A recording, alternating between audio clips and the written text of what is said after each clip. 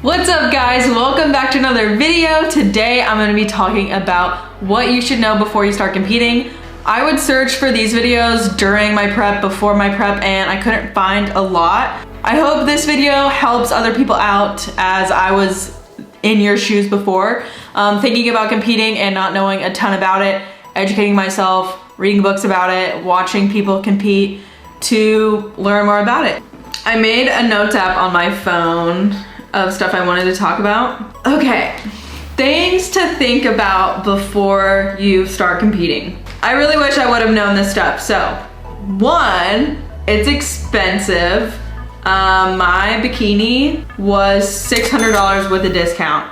You can rent bikinis, but I don't know how you would know for sure if it's gonna fit and stuff like that. I don't know.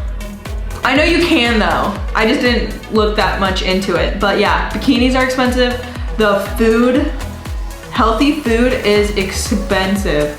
Obviously you're not really eating out, so I guess you save money there, but buying all these groceries, the tan and makeup for the show was like $100 a piece. Hair there was $100. I mean, I don't know how to do stage makeup. It is so much darker than normal. So I would say girls, you can try to do your hair yourself. So that's how you can save money there, is doing your own hair. Doing your own tan, you can use Pro Tan. It'll save you some money. And personally, I think it looks better. That's what my coach recommended. Coaching is expensive, that's another thing. My coach is Dylan Bear, if you didn't know.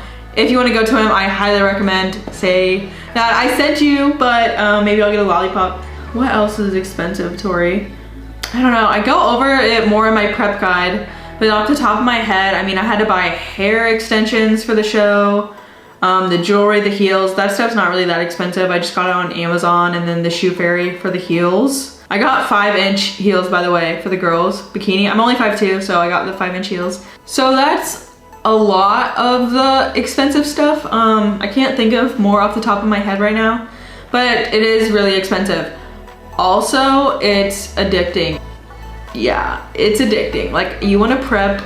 I just want to be in prep, like, for the discipline. It makes me feel powerful. Obviously getting shredded is cool, but it's overrated. I mean, I'm gonna talk about how difficult it can be to be on prep that people probably wouldn't think about beforehand. Okay, another point of what you should think about is, how is your relationship with food?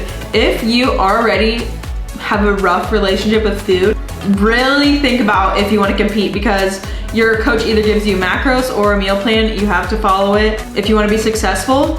And so if you're already struggling with binging or just restricting calories a lot, you don't have to be so restrictive in order to reach your goals. If you're not a competitor and you're watching this, like wanting to lose weight, competing makes it so strict and so unsustainable. And I think that's why a lot of people struggle post-show. So if you already struggle beforehand, really think, like, have you recovered? Where's your mind at before going into such a strict diet? Because you wouldn't want to harm your relationship with food even more. So I had a great relationship with food before prep, and people told me, like, you know, be careful, your calories are gonna get really low. It could affect your metabolism. You could binge post-show. And so I had 2 shows. I had one October 30th and then 2 weeks later, November 14th, whatever. October 30th, after my first show, even though I was 2 weeks out again, I did get like a free meal, like for dinner and dessert, whatever I wanted, because I had been on prep for so long. My coach gave that to me. But I still took that far. I did not think, like, wow, I haven't had dairy in a month. Like, maybe I shouldn't do that because it'll probably hurt my stomach.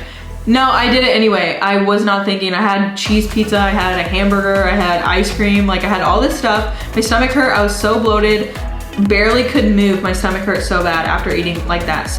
And so then for the next show, I knew, like, okay, my stomach hurt really bad last time I binged, so like try not to eat that much. And then I'm thinking, like, I'm gonna nail this reverse diet. I ate better at the end of the second show to where my stomach didn't hurt, but then it was Thanksgiving and I was with my family and I started developing binging habits. I talked to a lot of professionals and got the help I needed.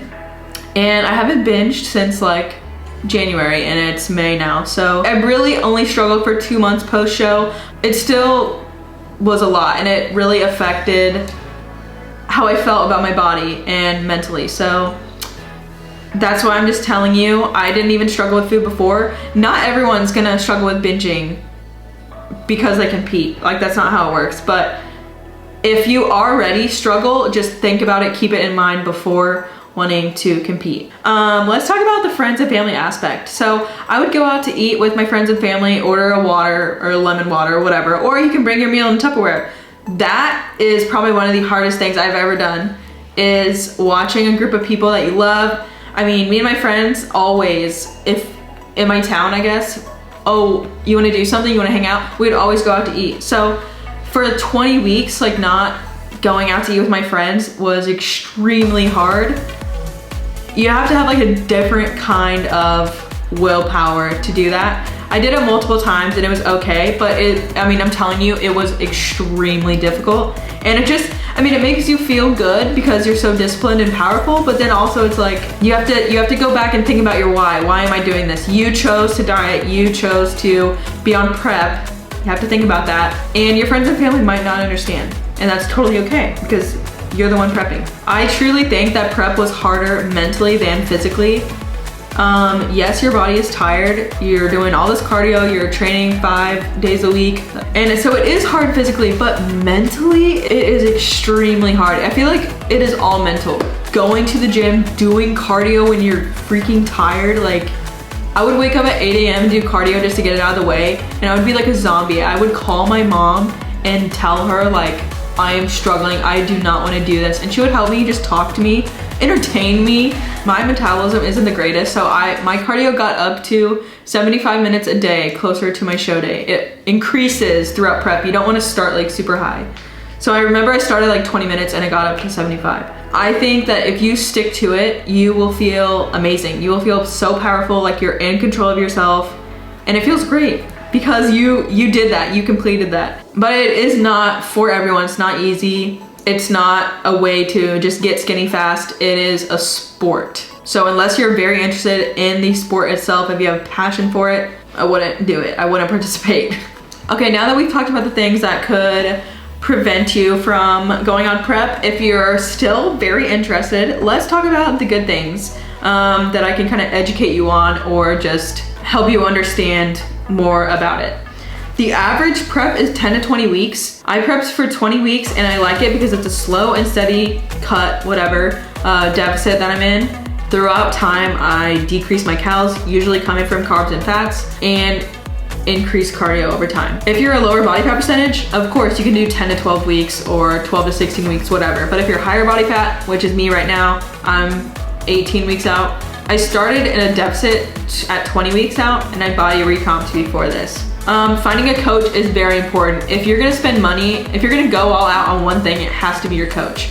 I've talked to multiple coaches before, and if you don't click with them, if you just feel like, man, weird gut feeling, or you don't like the way maybe their coaching style is different, you don't have to go with them. You can simply ask them questions, get a feel for how it would be communicating with them once, twice a week, 3 times a week, whatever.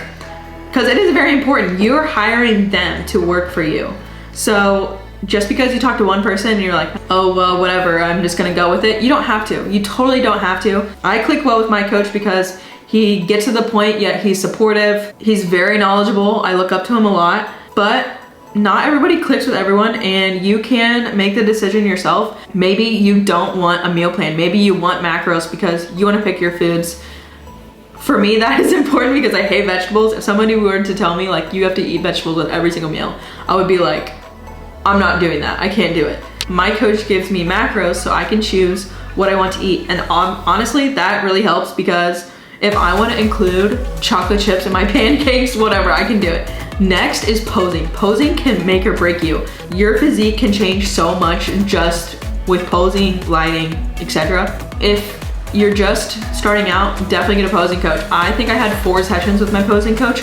Every time I left her gym, I felt so much more confident in myself. Before I even went to her, I would watch YouTube videos, I would watch the Olympia and just mimic their posing with my mirror. Okay, ladies, if you order a suit, if you order a bikini, you pay for it like months in advance, whatever, but then you send them your measurements when you're closer to your show, like 1 month out, and that's when they like tailor it to your measurements, send it out. I ordered mine from Toxic Angels Bikini, and I actually went to their little store and did a fitting, and I was gonna order a small. If you guys have seen my chest, I'm like an A cup, whatever. I ordered a small and they were like, girl, we need to switch you to a large. So basically a large just allows it to like fit more padding in there because you want to push your boobs up, whatever. It helps your physique look symmetrical, but you don't need a boob job. Like obviously I don't have any boobs and I did fine in my placing. Like that's not a deciding factor in anything. Okay, so that was all my tips for hopefully navigating you if you were thinking about competing. It cleared some things up for you. I really like doing these videos. I love talking about competing. I love talking about fitness. It is such a huge passion of mine. So if you guys have any YouTube recommendations or ideas that you want to see me do, comment them down below. Thank you guys so much for watching. I'll see you in the next video.